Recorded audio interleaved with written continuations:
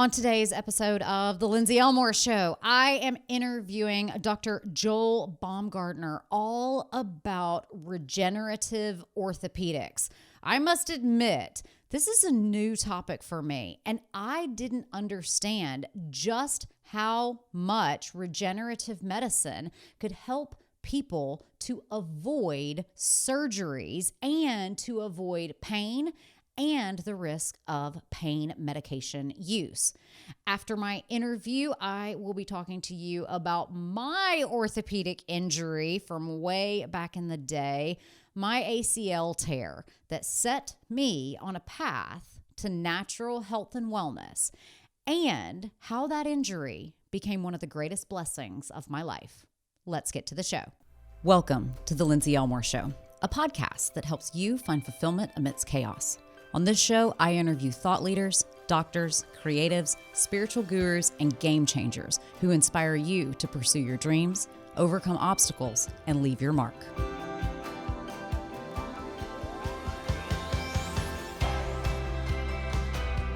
Dr. Joel Baumgartner is a board-certified physician with a specialized fellowship in non-surgical orthopedics and sports medicine. After he earned his medical degree from the University of North Dakota School of Medicine, he completed a family medicine practice residency at the University of North Dakota. Then he completed advanced training in sports medicine with a fellowship in primary care sports medicine at Hennepin County Medical Center. In his practice, he uses the latest diagnostics and treatment technologies to better treat musculoskeletal injury and pain.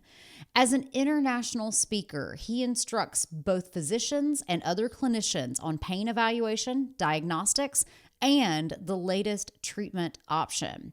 He has authored a book on prolotherapy as well as the platelet-rich plasma technique and has been a contributing author on the subject of pain management to a variety of popular publications. Today, he and I talk a bit about the lost art of medicine and how important it is to see the patient as a person. Despite all of his work that he does in the sports medicine arena, his family and his faith remain his priority. Dr. Joel Baumgartner, welcome to the Lindsey Elmore Show. Hey, thanks, Lindsey. It's good to be here. I'm so excited to talk to you because there is a lot of misinformation about what regenerative medicine is. So I looked up a couple of definitions, and I hear that regenerative medicine is the process of replacing, engineering, or regenerating human or animal cells, tissues, or organs to restore or establish normal function. What do you think? Is that an accurate definition, or is there more to it than that? Yeah, to me, that sounds like a very global kind of blanketing, statement covering regenerative medicine from multiple facets. I mean, my goal in regenerative medicine is more of an orthopedic spin to it, so we're not tackling, heart disease and diabetes. Although I think in the future, there's going to be a lot of applications for these types of procedures for a lot of chronic ailments, from diabetes and getting the pancreas to start firing some insulin again to, dead cardiac tissue. But where we really specialize is more the orthopedic application of regenerative orthopedics. So we tend to call it regenerative orthopedics instead of medicine. Yeah. Okay. So talk to us a little bit about that. I mean, I'm sure some of our listeners have heard of stem cell therapy for osteoarthritis, but what are the types of interventions that someone might come to you looking for, and what kind of disease states do you typically treat? Yeah. So really the variety would be anything you would go to your regular orthopedic surgeon for. I'm a medical doctor, I'm MD trained, I'm fellowshipped in non-surgical orthopedics. So my perspective is very, medically based training, but our outcome is more of a holistic approach. So we're not trying to, following science, we're not trying to damage anything. We're not trying to shoot cortisone in the joint. We know that cortisone causes a lot of, more problems, whether it's in the spine or the joint, actually causes more degeneration. The goal with regenerative orthopedics is really to turn back the clock, to regenerate tissue that's aging, to, in general, put it kind of simply, is to tap into the body's natural healing response and get the body to start repairing. So, the body has the ability to repair, right? If we fall down, we sprain our ankle, you fall off a horse, Your ankle hurts, it swells up, it gets black and blue, but then the body has a process of healing.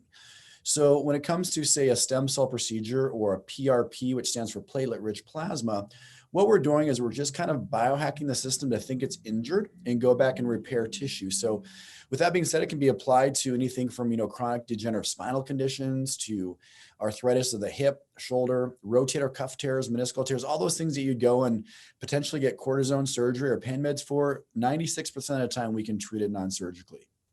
So talk to us a little bit about how this process works. You're tricking your body into thinking that it's injured to trigger those healing inflammatory responses, but what's actually going on at a cellular level? So exactly that. What we're doing is creating microscopic small injuries. So let's use, for example, PRP. PRP is really easy to kind of understand. PRP is simply we do a blood draw. We take out, like you donate blood. We take out some blood, we spin it down in the lab, and we separate out platelets. So platelets are the cell that initially goes to the site of injury. So say you're, chopping up onions and you cut your finger. What happens is you bleed, right? The body sends the blood there. Platelets get activated from the blood to stop the bleeding and then to basically repair your little cut in your finger. So platelets are the initial cells that go to an area to activate that healing response. Same thing happens if you sprain that ankle. You tear the ligament in your ankle, causes blood flow, causes capillaries to rupture, releases platelets. Platelets then find that hole. They kind of come together. They get sticky. Once they get sticky, they kind of start to cross-link. And then a platelet starts to pop open. They release their insides. And inside a platelet are multiple growth factors. Those growth factors will start inducing angiogenesis, which is new formation of blood vessels, cartilage formation. It starts to cross-link everything and pull it back together. So a platelet basically is that little initial cell that starts the healing. So what we can do then is we can take it out of the blood, separate it down to just the platelets. So we're taking out the red cells, the white cells, the cells that don't help, transplanting that platelet, concentrated, millions of them in a little solution, into that rotator cuff tear. Now, it's really important to see the structure. So we use ultrasound. So we can put the ultrasound on the skin. I can see the rotator cuff tear. I can guide it down and inject it right through that little tear and fill in that gap. What happens then, the body's like, oh, my rotator cuff is torn. I've got to repair it. Those platelets get activated in the injury, come in and do exactly what I explained. They'll cross-link, they'll pull the tendon together, and all of a sudden, 6 weeks later, your rotator cuff is working again. So we're just kind of taking the body and telling it, hey, go heal that area. And there's a lot of other things we do to augment that response. That's, another good question too, is how do you augment the response? But there's a lot of great things you can do. Yeah.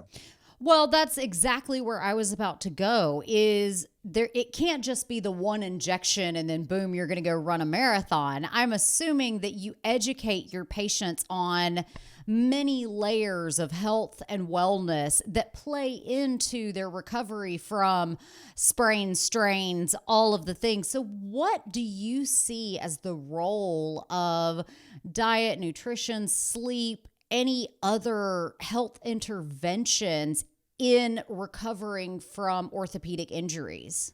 Yeah, super important, whether you're doing, PRP or you're just trying to curtail your health. My mission statement with my business is to redefine healthcare worldwide. We believe that healthcare, unfortunately, at this point is just, giving you antidepressants, is giving you cortisone, is giving you pain medication.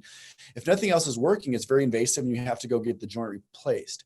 So it really starts at a cellular level. So about 8 years ago, I kind of coined this phrase called the CFAN, the CFAN model for optimal health and healing. And basically the mnemonic stands for C, which is actually the most important part of cell health. And this is something too, after I've, got to know you a little bit better, is you're passionate about cell health. You want to optimize the health and healing in our bodies. And that's very natural. And so the cell health basically has 5 elements to it. The elements that I kind of really focus on with every one of my patients is, first off, is their mindset. Do they have a healthy mindset? Do they want to get better? Are they going to partner with me in this relationship to do what they need to do to heal as well? Because they can't expect me to do it all. I'm just injecting some stuff. They've got to practice good mindset. So once they have that mindset ready, then they've got to go to the nutrition element. And the nutrition is healthy eating, stopping the inflammatory foods. Unfortunately, you got to dial down the carbs a little bit because they can cause a lot of weight gain, inflammation, and other problems. And then you've got to get really well hydrated. So the third element is hydration. We teach them how to drink fluids, how to drink clean fluids, how to get rid of the bad calorie-driven fluids and the aspartame and all the things that come in our fluids. And the next thing is sleep. If people aren't sleeping 8 to 9 hours a day, they're not going to heal. So what happens when we sleep is the body is dumping growth hormone. It's dumping testosterone. It's healing our bodies. It only heals while we sleep. So restorative sleep is so important. So we talk about sleep hygiene and how to fall asleep and how to meditate and those types of things. And then the next part is functional movement. If you aren't exercising, if you aren't being, flexible, working on core muscle strength, then your body's going to break down and be asymmetric faster. So we really, even sometimes months before we go in and put a PRP or stem cell into a joint or a spine, we talk about these core elements. And, that's what my business model revolves around, is how do we optimize the health and healing? And once I started doing this, adding these core elements, my outcomes improved so much. And it wasn't just that their joints were better, they were playing with their grandkids, is that, I lost 30 pounds, or, those headaches I used to have, they went away. Or I used to have crazy menstrual cycles and now I'm normal again. So when you embrace those core elements of health, it really is a blanket for decreasing your risk of cardiovascular disease, stroke, heart attack, cancer, Alzheimer's disease. So again, that platform, I think no matter what type of medicine we practice, is a blanket that we should all be embracing.